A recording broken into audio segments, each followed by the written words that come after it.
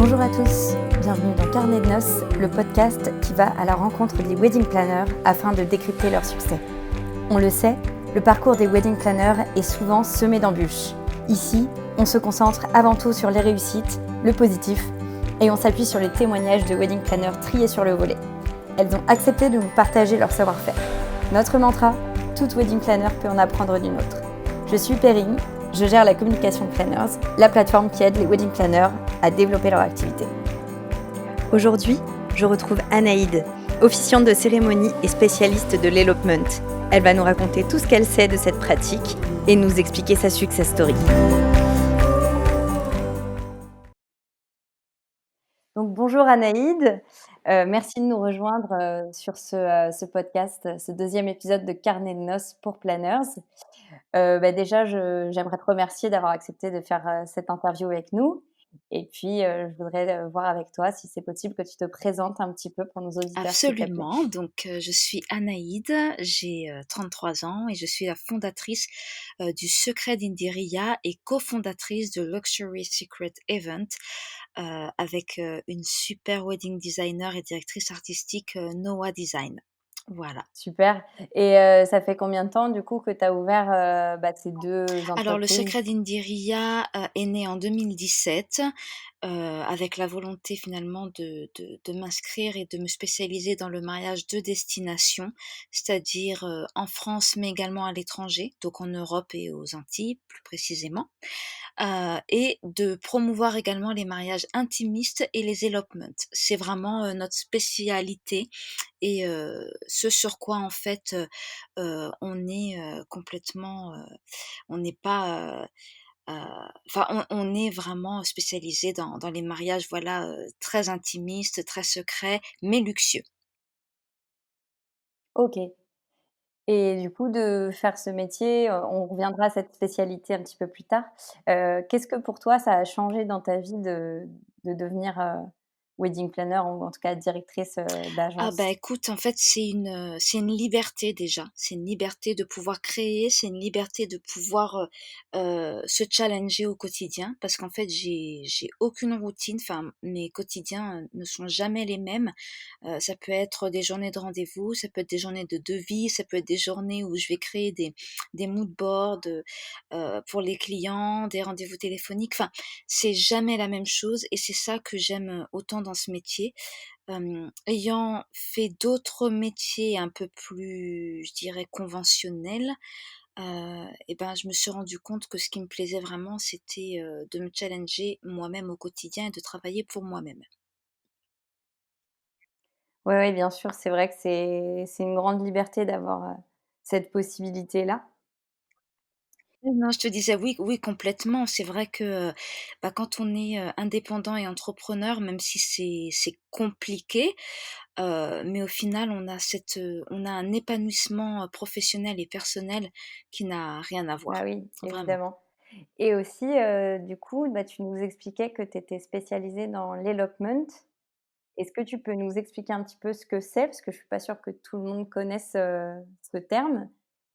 Non, bah, en fait, alors c'est un type de célébration, on va dire, plutôt qu'un mariage, parce qu'en fait, ça ne va pas reprendre les codes du mariage spécifiquement. En fait, elopement, ça vient de elope qui veut dire, une fugue. Donc l'elopement, c'est la fugue amoureuse. C'est vraiment pour des couples qui souhaitent en fait, célébrer leur union, mais, en intimité, pas forcément avec les codes du mariage. Ça va être souvent de la destination ou dans un lieu, dans un jardin, par exemple jardin des Tuileries, jardin, du domaine de Chantilly, voilà, et ça va être célébré par un officiant spirituel ou laïque, hein. Donc bien évidemment, il va y avoir un échange de vœux, un échange de promesses. Moi, j'aime bien ça appeler des échanges de promesses plutôt. Il y a rien de spécifiquement religieux là-dedans, et puis, ben, le couple peut être habillé comme il le souhaite. Ça peut se faire, les pieds dans le sable, ça peut se faire, dans une robe blanche, mais pas forcément une robe de mariée. Ça peut se faire, au crépuscule ou près de la tour Eiffel. Enfin voilà, il y a pas de code. Le seul code, c'est vraiment, cette fugue amoureuse, la célébration d'une union, un renouvellement de vœux pour un couple. Voilà, c'est ça réellement l'elopement. D'accord. Est-ce que tu dirais que du coup, c'est comme il y a moins de codes, c'est un peu plus libre, c'est moins contraignant comme type de cérémonie? Ah bah, absolument, c'est pas du tout contraignant parce qu'on va pas avoir un officiant religieux, on va pas forcément avoir besoin, je sais pas, mais de papeterie pour annoncer ou alors on va l'annoncer, plus tard. On peut par contre avoir un photographe, un vidéaste parce qu'on va vouloir quand même immortaliser tout ça, un beau bouquet par exemple ou peut-être pas de bouquet. Certains couples ne font pas d'échange d'alliances mais plutôt vont faire peut-être un échange d'un autre bijou, donc ça peut être un collier, ça peut être un bracelet, qui va être fait, enfin il va y avoir quand même une symbolique, Oui, hein. oui, oui, bien sûr. Il y a plutôt de symbolique, il y a quand même des symboles liés vraiment au couple et à la romance, à leur histoire, mais pas du tout, en termes d'un mariage comme on l'entend. Ça va pas être du tout, comme un mariage, typique comme on l'entend, voilà. Et puis après, il peut y avoir une fête, il peut y avoir un restaurant où ils peuvent directement partir, en voyage, ça se fait aussi. D'accord. Et comment tu as découvert, cette spécialisation en fait? Qu'est-ce qui t'a mené à faire ça? Et ben, qu'est-ce qui m'a mené à faire ça? C'est des couples eux-mêmes directement, ben, en 2017-2018, j'ai eu un couple qui m'a sollicité pour un renouvellement de vœux, en fait. Ça faisait, plus de 10 ans qu'ils étaient ensemble, ils avaient déjà 2 enfants et ils en fait, la future, enfin, la future «mariée» entre guillemets, m'a dit: «Voilà, moi, j'ai envie de faire ça sur une péniche». OK, mais je veux pas, je enfin moi, clairement, je veux pas porter la robe blanche, ça me boudine. Enfin, elle m'a dit clairement parlé comme ça. OK. Elle m'a dit: «Nous, on sera qu'avec nos 2 enfants, mais on cherche quelqu'un quand même pour donner le ton, pour, cadrer un peu tout ça. Est-ce que vous savez faire ça? Est-ce que vous pourriez faire ça?» Parce qu'à la base, moi, au départ, j'avais créé le Secret d'Indiria pour être célébrante, vraiment. Et je lui dis: «Bah, écoutez, oui, c'est possible. Vous voulez donc une célébration, laïque?» Elle me dit: «Oui, voilà, très bien, une célébration laïque. On va faire un truc un petit tour sur une péniche sur la Seine, un petit apéritif et ça s'arrête là».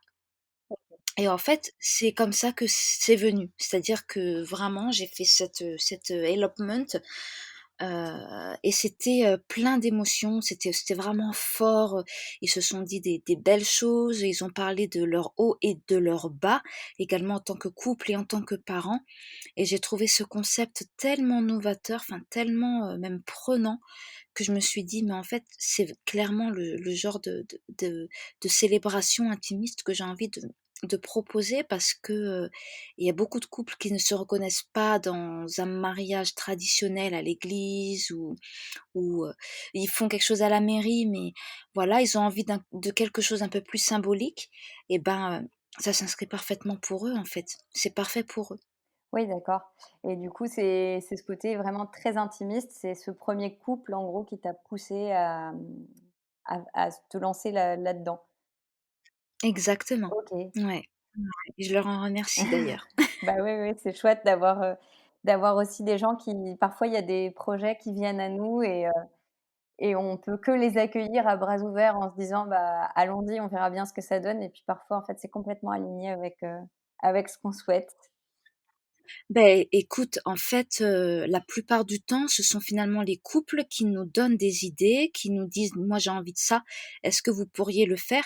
Et tu dis, «Ah bah oui, mais carrément que je peux le faire, je j'avais jamais pensé, mais oui, bien sûr» et en fait, c'est un nouveau challenge, c'est une nouvelle prestation, c'est une nouvelle corde, que tu peux rajouter à ton arc et en fait, ça fonctionne parce que tu prends du plaisir à le faire, tu prends du plaisir à créer ça et franchement après, quand tes clients te disent: «Ouais, bah, merci, c'était encore mieux que ce qu'on imaginait, tu as exactement compris, ce qu'on souhaitait», ben, c'est le bonheur pour eux et c'est un épanouissement pour nous, quoi. Ouais, c'est vraiment chouette de pouvoir, peut-être que tu as encore plus l'impression de pouvoir créer un lien privilégié avec tes mariés puisque, bah, il y a pas, toute la partie, coordination de, énormément de prestataires.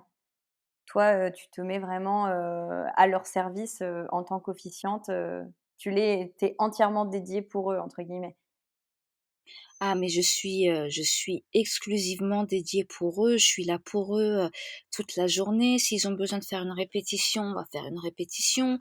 Après, s'ils veulent, que je les aide à trouver, un appartement particulier ou un salon qui est, juste pour eux 2, ben, bien évidemment que c'est possible et réalisable. Bien souvent après ils me demandent, soit, un chef à domicile ou quelque chose. Donc je veux dire, ma prestation ne va pas s'arrêter bien évidemment qu'à la cérémonie.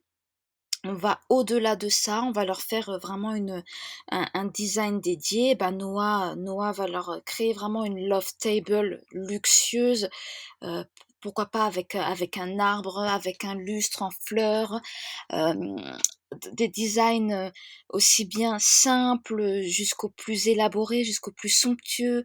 Vraiment il existe tellement, tellement de possibilités et c'est ça, en fait. Puis après, on peut avoir un quartet, des chanteurs, des artistes, juste pour eux. En fait, tu vois, c'est le fait de se dire qu'ils ont vraiment cette célébration vraiment que pour eux. Ils peuvent profiter l'un de l'autre, ils vont pouvoir avoir ce moment intimiste, et le véritable luxe, c'est d'être, en intimité et de pouvoir célébrer vraiment, voilà. On va leur proposer un design, on va leur proposer une expérience réelle et c'est voilà, c'est tout ça, en fait, qu'on Mmh, crée. et c'est une expérience, on pourrait presque dire que c'est un cadeau que se font les mariés à «eux-mêmes» entre guillemets. Ah bah oui, exactement. Moi, je leur dis souvent, je leur dis: «Vous avez absolument raison de ne penser qu'à Mmh. vous». Vous êtes là les 2 éléments les plus importants donc tant qu'à faire, voilà. Puis après c'est bien évidemment s'il y a des témoins, bien sûr qu'on peut faire un elopement à 2, on peut faire un elopement à 50. Voilà, il y a pas vraiment de règles, à proprement dit. Ils sont vraiment libres dans leur choix, libres dans le concept et moi déjà dès qu'ils m'abordent, je leur dis: «Bah, vous imaginez comment? Comment vous vous projetez? Qu'est-ce que vous avez envie? Qu'est-ce qui vous ferait plaisir?»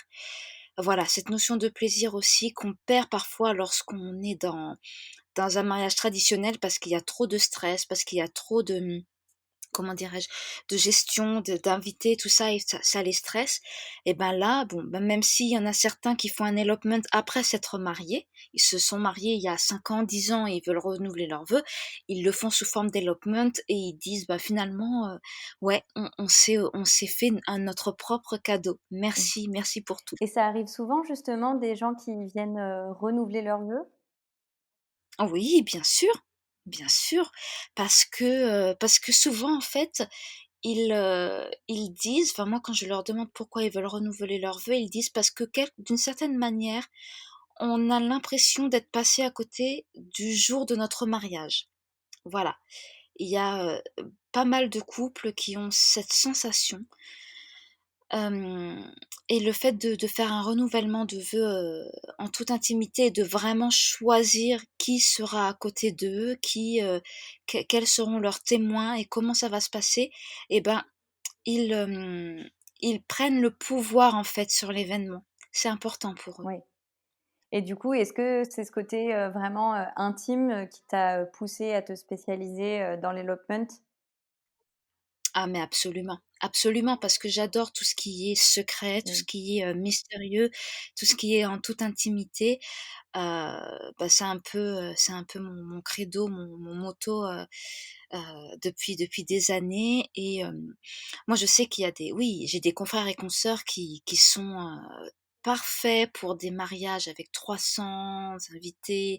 Ils ont, une connaissance de lieux, sublime pour ça et je les admire pour ça.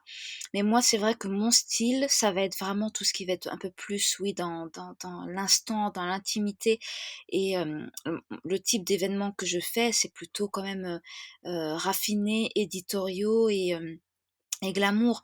Donc mes clients me choisissent vraiment pour ça, quoi, pour cette patte-là. OK, et justement, bah, tu parlais des lieux. Comment toi tu trouves, ces lieux qui sont, si spéciaux pour, est-ce que tu t'adaptes plutôt à la demande du client ou est-ce que toi, tu tu as en tête, déjà, des lieux particuliers que tu as listés pour tes clients? Alors, bah, c'est un peu des 2, c'est-à-dire que, moi j'ai été venue finder des années, donc c'est-à-dire que je faisais la recherche de lieux dans le cadre de séminaires et d'événements, corporate, il y a plusieurs années et j'ai été chasseur d'appartements. Donc en D'accord, fait, ces 2 expériences, m'ont vraiment apporté beaucoup en termes de recherche de lieux maintenant pour des événements. De la romance, des événements privés et des mariages.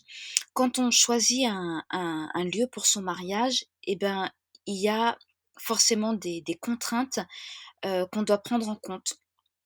Des contraintes pour le traiteur, les contraintes pour les artistes, les contraintes pour les invités et ainsi de suite. C'est vrai qu'il y a des lieux qui s'adaptent parfaitement à un style de mariage intimiste. Il y a des lieux qui s'adaptent parfaitement pour des mariages un petit peu plus imposants. Et il y a des lieux ou des destinations qui s'adaptent vraiment pour tout, où tout peut être réalisable, mais vraiment tout. Moi, je pense par exemple à Chantilly, qui est une destination vraiment aussi bien pour les amoureux d'art, pour les amoureux d'histoire, pour les amoureux des chevaux, mais également pour tout ce qui va être romance.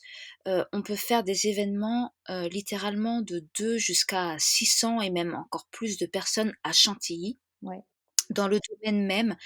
Voilà, vraiment c'est juste, incroyable. Dans Paris aussi, donc je veux dire Paris, c'est la capitale, de la romance, c'est la capitale de l'amour, c'est la capitale de la mode, oui.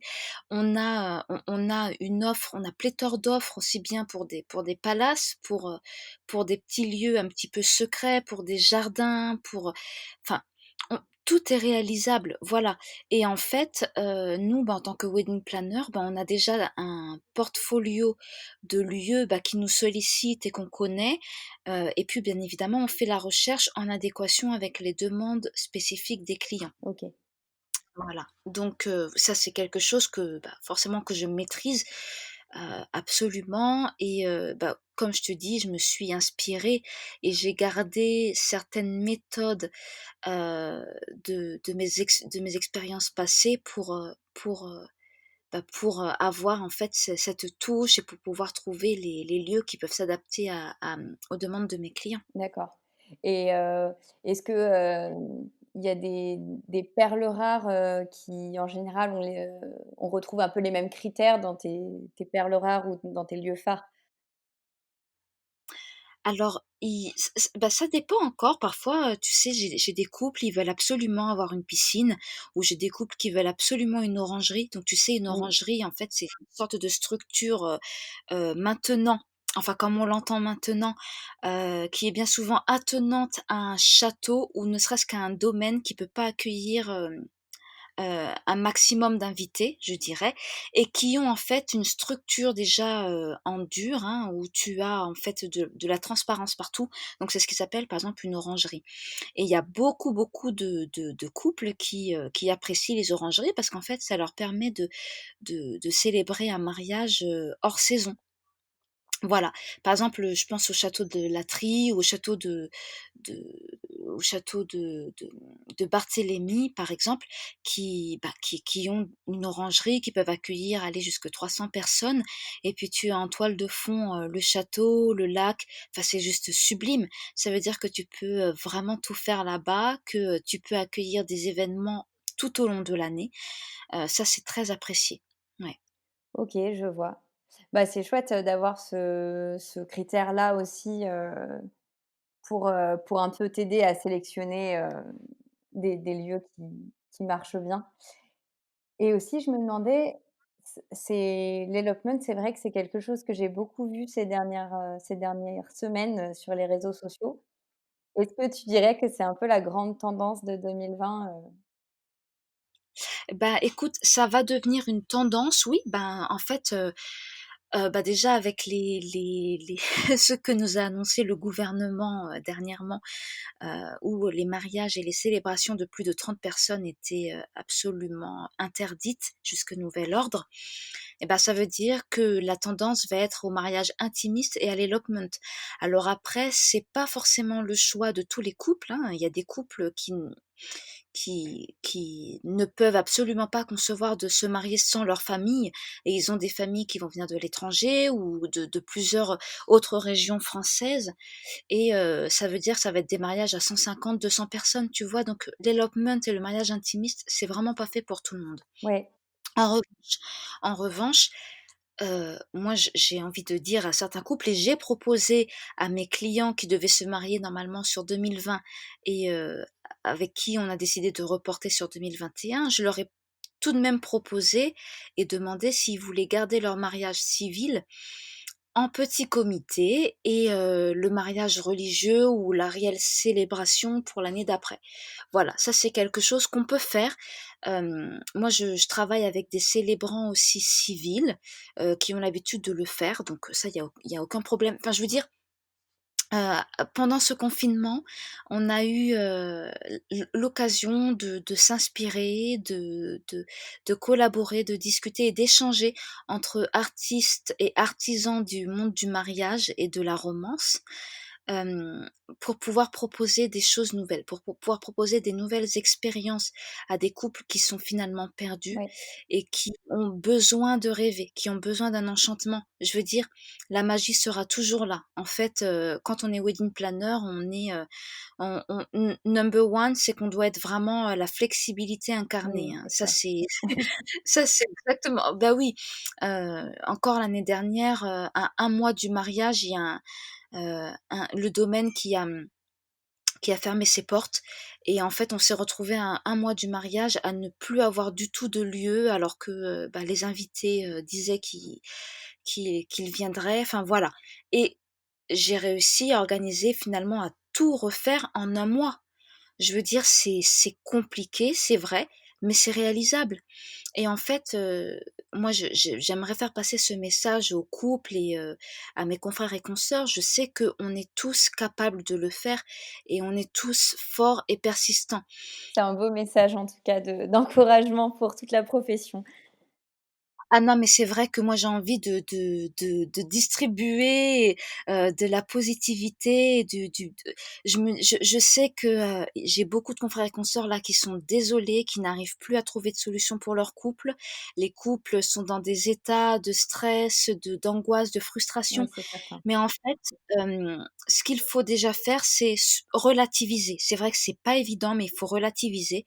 Nous sommes là, nous sommes des professionnels, du mariage, de l'industrie de l'événementiel, de cette niche de l'événementiel, et on est là pour vous apporter des solutions.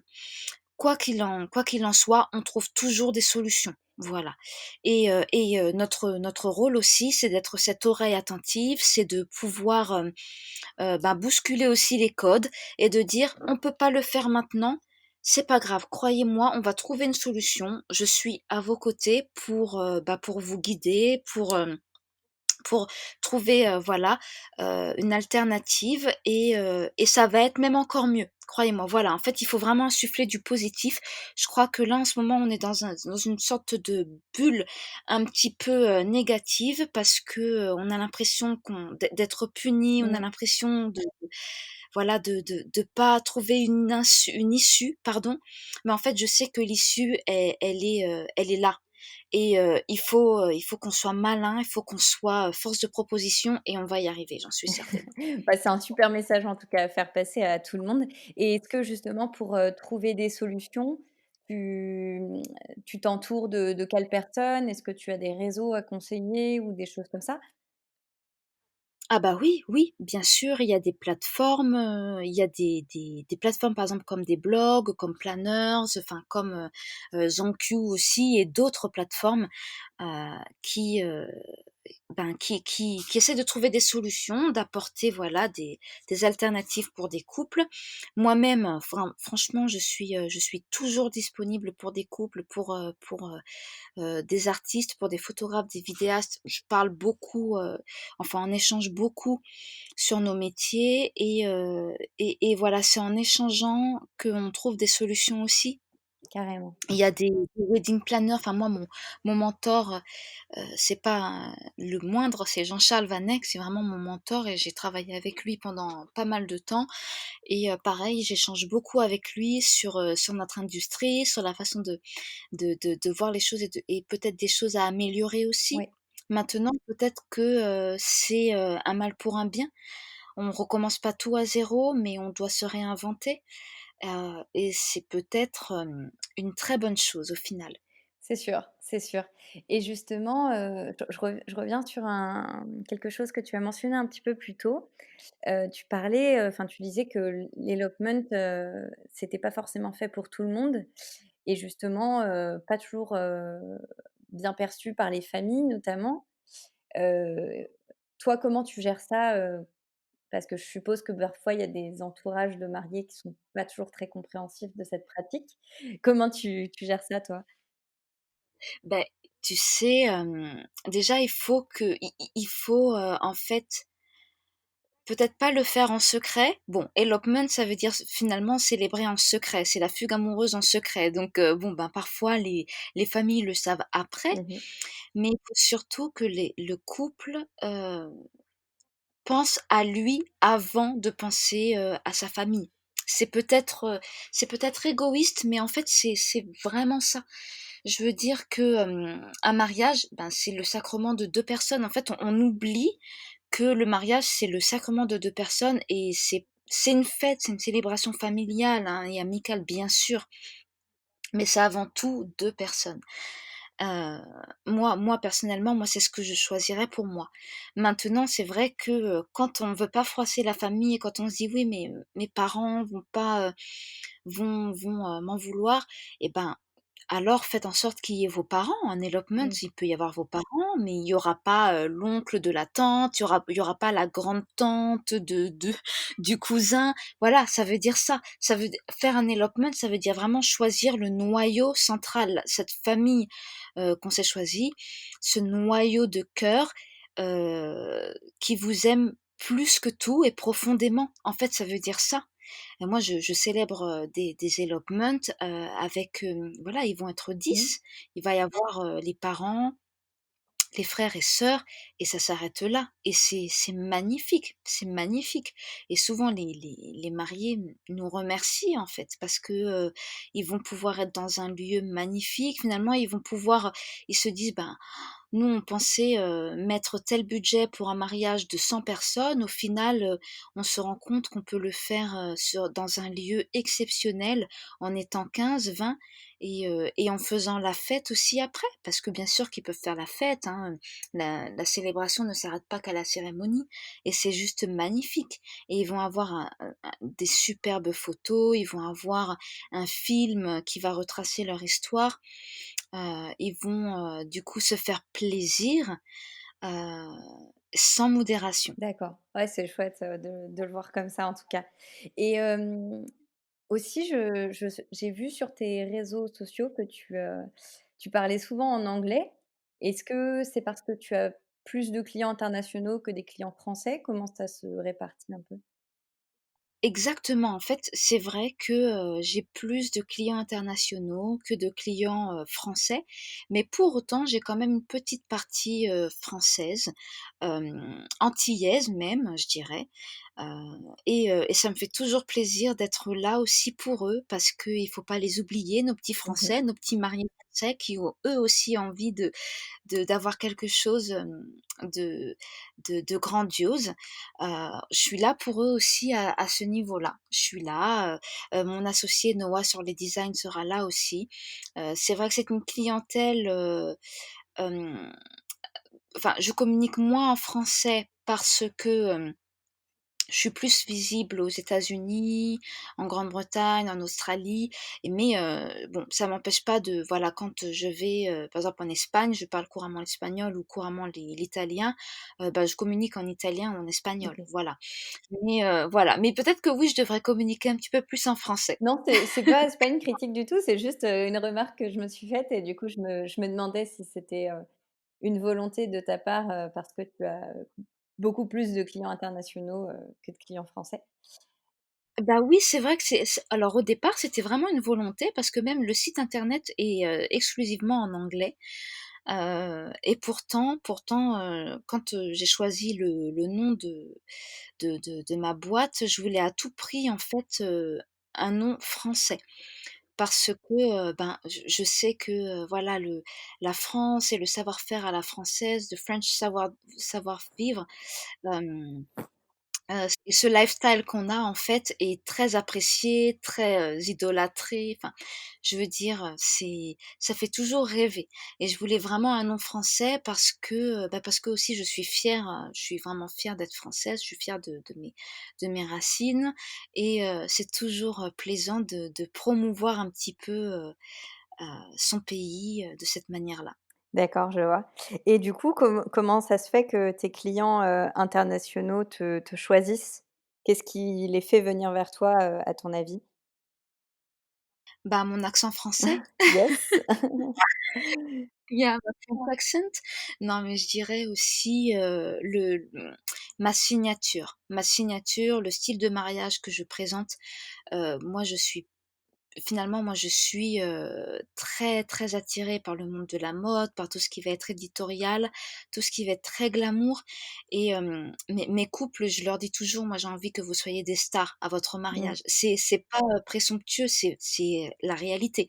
Moi, je veux que mes couples se sentent comme des stars, je veux qu'ils se sentent beaux, je veux que parce que c'est une chance dans la vie, c'est peut-être une journée dans la vie où tu vas, te permettre de porter, tel bijou, que tu vas porter un voile, que tu vas te faire plaisir, encore une fois et c'est pas tous les jours en fait qu'on peut, se faire chouchouter de la sorte, hein, d'avoir un photographe qui va nous sublimer, une équipe média pour nous sublimer, des artistes beauté qui vont, bah, qui maquillent aussi des stars, et qui vont s'occuper de nous, pendant cette journée. Enfin, je veux dire, ça n'arrive, pratiquement jamais. Les stars hollywoodiennes nous font toutes, et tous, rêver, lorsqu'ils vont, au festival de Cannes, au festival de Deauville ou tout ça.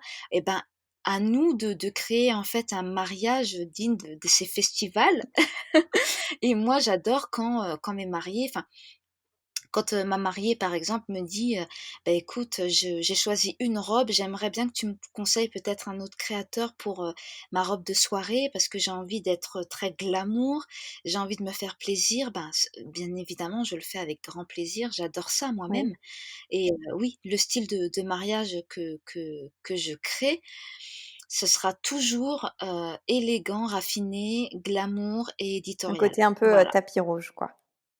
côté tapis rouge, Super. exactement, c'est tout ce que je Trop bien. C'est vraiment super intéressant d'avoir cette vision-là parce que, bah, comme tu as des mariages très enfin, entre guillemets, «plus restreints» et que tu peux encore plus te concentrer peut-être sur uniquement le couple, tu peux aussi te permettre un peu, des extravagances, justement de ce côté-là et vraiment leur faire vivre une journée de star, quoi. Ah oui, mais le but, c'est qu'ils vivent une journée de rêve qui soit vraiment oui, qui s'évadent dans leur fantaisie, dans leurs fantasmes et justement, j'adore ça. Quand l'homme parce que, je m'occupe aussi beaucoup de l'homme, j'ai envie aussi que lui, il ait son moment, à lui donc je leur fais faire parfois des photos un peu boudoir, chic pour l'homme. Ils adorent, franchement, ils adhèrent tout de suite et il me dit souvent: «C'est incroyable, j'aurais jamais pensé que je pourrais apprécier ce moment-là pour moi». En fait, les hommes, je leur propose souvent un grooming, donc c'est-à-dire, en fait, une sorte de mise en beauté pour eux. Et puis après, pendant ce moment-là, en fait, j'ai le photographe qui va les prendre en photo pendant qu'ils se préparent, par exemple, on fait une petite mise en scène, on va leur, par exemple, il va y avoir, je sais pas, des digestifs, ou alors, ben, les détails du marié, la boutonnière, les boutons de manchette, la montre, son parfum, ses chaussures, enfin des petites choses. C'est simple, mais on le met aussi à l'honneur parce que le mariage, c'est pas que pour la femme, parce que bien souvent, j'ai des mariés qui me disent: «Oui, ben, j'ai décidé de me marier pour faire plaisir à ma Mmh. copine». Mais non, je lui dis: «Mais non, en fait, je veux que tu te fasses plaisir aussi à toi. Je veux que ça soit ton moment également pour toi et on va vous créer des très bons souvenirs». Donc trouver une espèce de d'équité entre, le plaisir que prend, et le marié et la mariée et qu'ils adhèrent tous les 2 à cette journée. Ils adhèrent tous les 2. Je leur dis: «Si vous étiez un couple de stars, vous seriez qui?» Et là, ils se regardent, ils J'adore. rigolent. Mais c'est vrai! Bah, dans mon questionnaire ou quand je les rencontre, je leur dis: «Voilà, quelles sont vos icônes? Quel est votre couple iconique?» Et là, en fait, ils disent, ben, moi, j'en ai qui me disent, ben, Beyoncé, Jay-Z, par exemple. Je dis: «Bah, vous voulez qu'on vous fasse un mariage à la Beyoncé, Jay-Z?» Et ils se regardent, ils disent: «Ben, franchement, on n'oserait jamais». Mais je dis: «Mais pourquoi vous n'oseriez pas?» En fait, faut oser.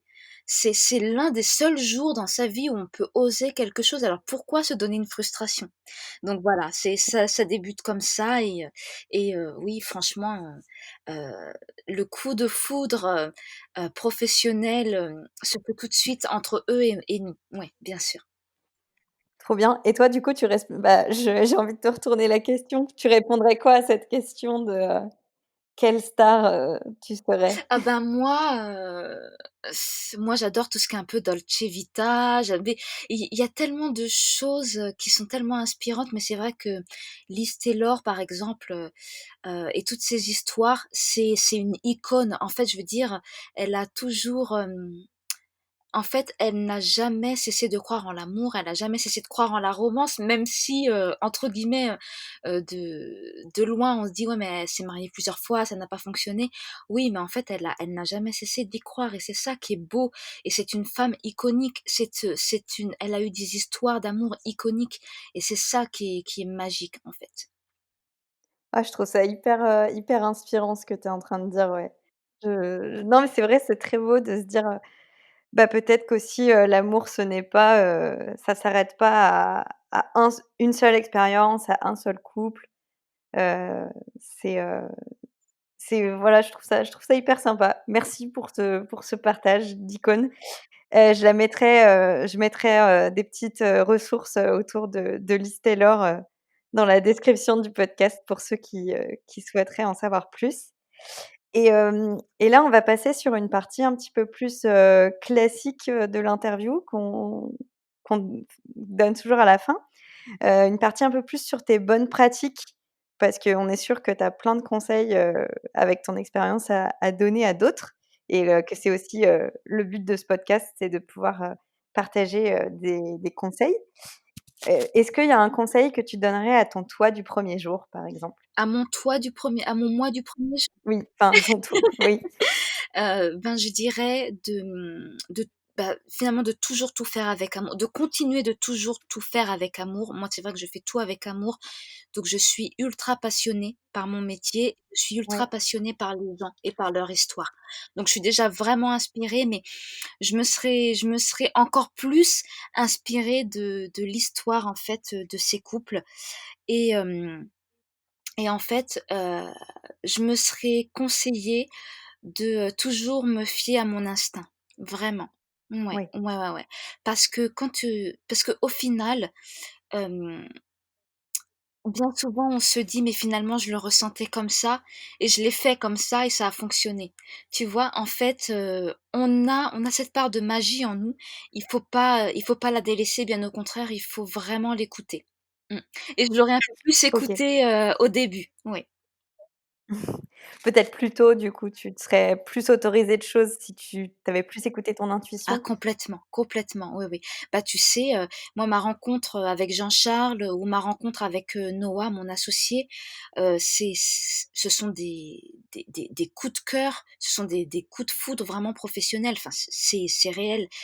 Je veux dire, oui, c'est comme si c'était une part de moi qui était en eux. Enfin, avec Noah, littéralement, on devait se rencontrer, notre rendez-vous, allez, on devait faire un rendez-vous peut-être d'une demi-heure, on est resté des heures et des heures à discuter, à échanger et tout de suite, c'est devenu comme une évidence, en fait. Ah, c'est trop chouette d'avoir, d'avoir, de comment dire? D'être témoin dans ton métier de beaucoup de d'amour et aussi de ressentir cet amour-là pour tes collaborateurs et pour les gens avec qui tu travailles. Je trouve ça très Ben chouette. oui, tu sais, c'est vrai qu'on a tous cette bienveillance, hem, les uns envers les autres. On adore travailler ensemble et on a nos coups de blues ensemble, mais aussi nos grandes joies ensemble. Donc en fait, oui, Bien c'est sûr. de créer cette alchimie, entre prestataires, entre artistes, parce que moi finalement je j'aime même pas le terme de prestataire, je parle toujours d'artistes. On est tous des artisans d'excellence et et voilà, en fait, on travaille avec nos petites mains, avec nos petites ressources et c'est ça le plus beau. Trop bien et bah, justement dans ton quotidien de d'artiste, j'imagine que tu as des outils un petit peu pour, t'aider à gérer ton activité. Est-ce qu'il y a vraiment un outil qui pour toi est absolument indispensable dans ton quotidien de wedding planner? Ah ben moi c'est vrai que, j'ai toujours ma tablette ou mon téléphone avec moi. Heu, Ça c'est mon indispensable parce que sur ma tablette, je peux montrer notre portfolio floral, notre portfolio, éditorial, nos couples, voilà. Et puis, et sinon, bah, j'ai toujours en fait, un petit carnet de notes, mon little black book. Mmh. Toujours, toujours, toujours, parce qu'en fait, je m'inspire littéralement de tout. Je m'inspire, quand par d'une chanson. Une chanson peut m'inspirer, heu, un poème peut m'inspirer. Moi, j'aime beaucoup, la poésie. J'aime beaucoup, Ludovico Einaudi, hem, enfin voilà, enfin je vais m'inspirer également de la nature, des saisons. Heu, je Ouais. lis beaucoup, enfin voilà, même un maquillage va m'inspirer, même un prénom va m'inspirer pour te dire. Donc oui, tout, je puise mon inspiration partout. Ben, comme un artiste, hein, je pense qu'un peintre, un musicien, bah, c'est pareil, il s'inspire, il écoute, plusieurs types de musique différents, plusieurs types de voix et puis après, il va créer et c'est pour ça que bien souvent dans certaines musiques, dans certaines chansons, on va retrouver un petit peu d'un autre style, d'une autre, ère, d'une autre époque et c'est ça qui est génial, c'est qu'en fait, c'est un perpétuel, mouvement, en fait, un perpétuel renouveau et ouais, je m'inspire vraiment de tout, de tout, de tout. Ouais, c'est trop chouette d'avoir cette approche-là, vraiment très ouverte sur le monde, à se dire, en fait, «Je peux trouver, des idées, un peu partout autour de Ah oui, moi». oui, oui, oui, c'est exactement ça. Trop cool et bah, dernière petite question avant qu'on conclue. Moi, je voulais savoir quels sont tes prochains objectifs? Quel avenir un peu tu entrevois pour ta société là? Ah ben, c'est clair qu'avec Noah, on a envie de se développer et on va se développer, ça c'est sûr et certain. On est, 2 personnes ultra positives et on va toujours de l'avant, voilà. Quoi qu'il arrive, même si, voilà, la crise, du covid qu'on est en train de vivre, qu'on vit encore est complexe, c'est sûr et certain. Mais, il y aura des jours meilleurs après par la suite et ça va nous permettre de rebondir, je pense. Ça va peut-être nous permettre de nous réinventer et d'être peut-être plus consistant, plus, dans l'instinct, d'aller plus doucement en fait et d'être plus à l'écoute.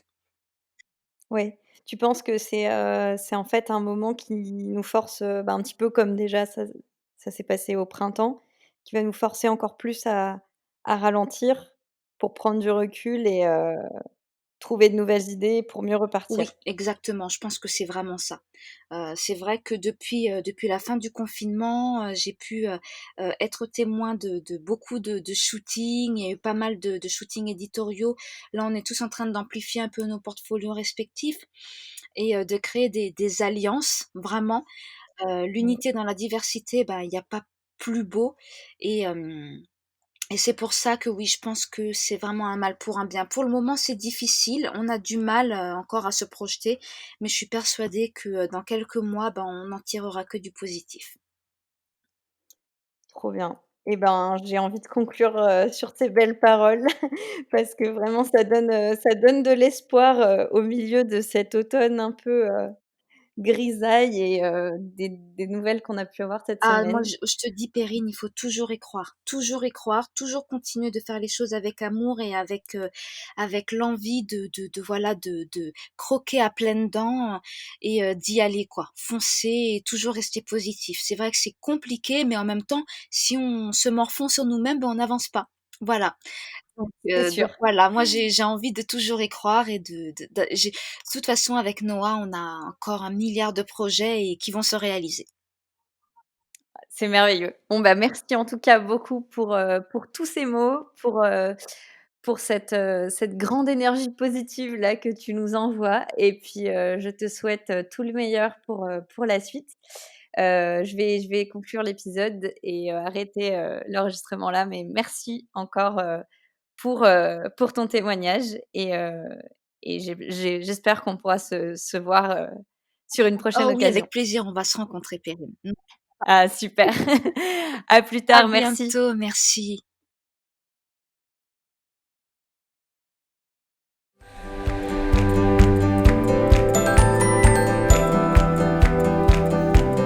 C'est la fin de cet épisode. Merci de l'avoir suivi jusqu'au bout.